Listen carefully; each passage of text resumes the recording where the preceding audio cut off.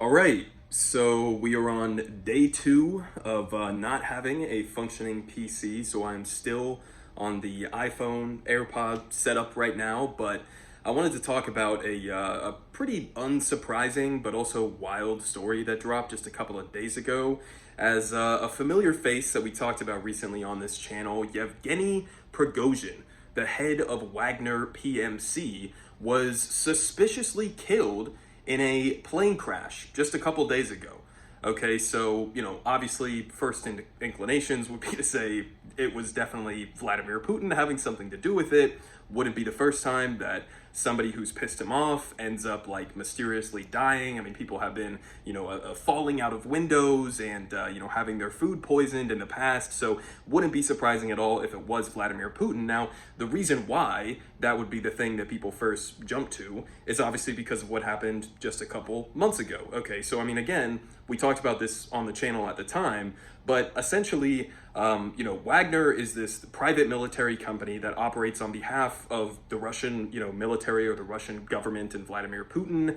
They carry out a lot of their dirty work. They've been doing a lot over in the ongoing invasion of Ukraine. They also do a lot of work in Africa to help with the expropriation of resources and protecting things like gold mines and things like that. And essentially, there was a split between Yevgeny Prigozhin and Wagner versus the Russian military, defense people, some of the top generals within the Russian military.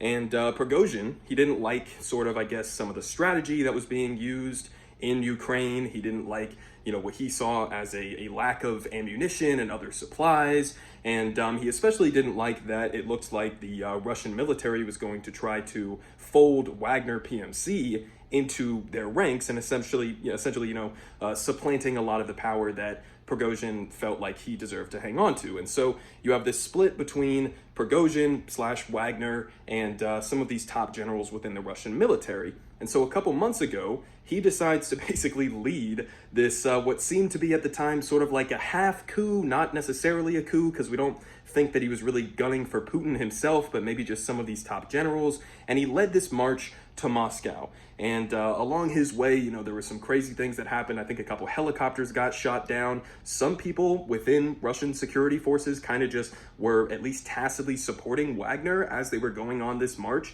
And in many places, they faced like little to no resistance at all, which was also pretty interesting. Maybe you have some people within the Russian, forces that kind of agree with some of the things that Prigozhin had issues about. And they also managed to capture this city, Rostov-on-Don, on their way, which was where one of the top military generals, or where he thought he was going to be located at, and it's where they do a lot of their it's like a forward operating base for the ongoing invasion of Ukraine. And they ended up taking over like one of the major, military installations within this Russian city. And then they continued this, this Wagner column on their way to Moscow. And they ended up getting pretty close to Moscow. They were like, 90 or so kilometers away from the Russian capital. And obviously Putin was probably freaking the fuck out, didn't necessarily know what was going on. And for some reason, I'm not 100% clear on exactly why. Maybe Putin got some leverage over Prigozhin in some way, shape, or form. But Prigozhin basically called off this half-assed coup. And then he ends up going into exile. He ends up going over to Belarus, and there's talks about what's going to end up happening with Wagner and all of that stuff. But I mean, right after this happened, and right after he failed in his, I guess, goals to get rid of some of these top Russian generals, or to, get Putin out of the way, or whatever his, true goals at the end of the day actually were, people were immediately making jokes and saying, Prigozhin, standing up to Putin like this, or making him look bad, or embarrassing him, or something like that, you might want to stay away from tall windows, right? You might want to watch who's serving your food, specifically for the reason that if you go against Putin, if you embarrass him in that kind of a way, you're going to have a target on your back. And obviously, he did have a target on his back. So again, he's on this flight, which was, as far as I know, and I've watched a couple videos on this and done a little bit more research into it. He was on a type of plane that basically has a perfect flight record. It doesn't just randomly explode and drop out of the sky. But, you can go and look up some of the videos for yourself if you want to go see what the actual plane crash looked like. It was pretty insane, pretty wild, seeing the plane literally just spinning down and smashing into the ground. There were also videos of the aftermath that are pretty gnarly, showed some dead bodies and all of that stuff. But, I mean, guess this is the kind of thing that doesn't really just happen by chance. So I would have my doubts for anybody who would try to say maybe it was just a very, poorly timed coincidence or something like that. Although I don't really think that many people are trying to make that claim.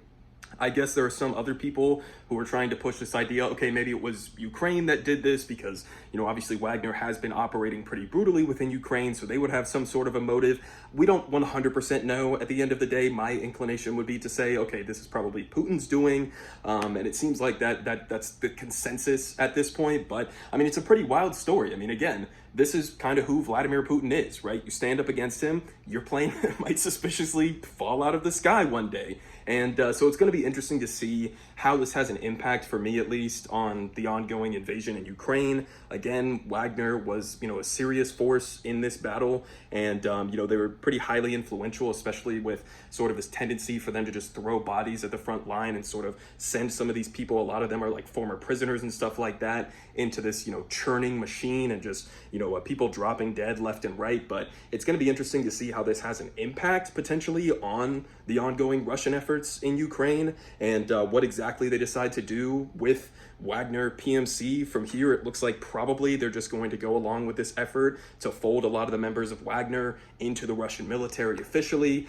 And this is just Putin sending a strong message, right? You can't expect, and I don't know why Prigozhin expected necessarily that he was going to be able to do this kind of a thing and march towards Moscow and, put a direct challenge like that to Putin's administration and think that he was just going to be able to walk away from it. I remember talking about this at the time. It didn't seem like he was going to be able to live, the rest of his life in peace and security. And, it looks like that's what happened. So I don't feel bad for the guy. Obviously I'm no fan of Putin, but I'm also no fan of this, warlord or this war criminal, Yevgeny Prigozhin. So, RIP, I guess. And there's your update on this, but I'll keep you guys, further updated if we get any other, potential new pieces of information from this one.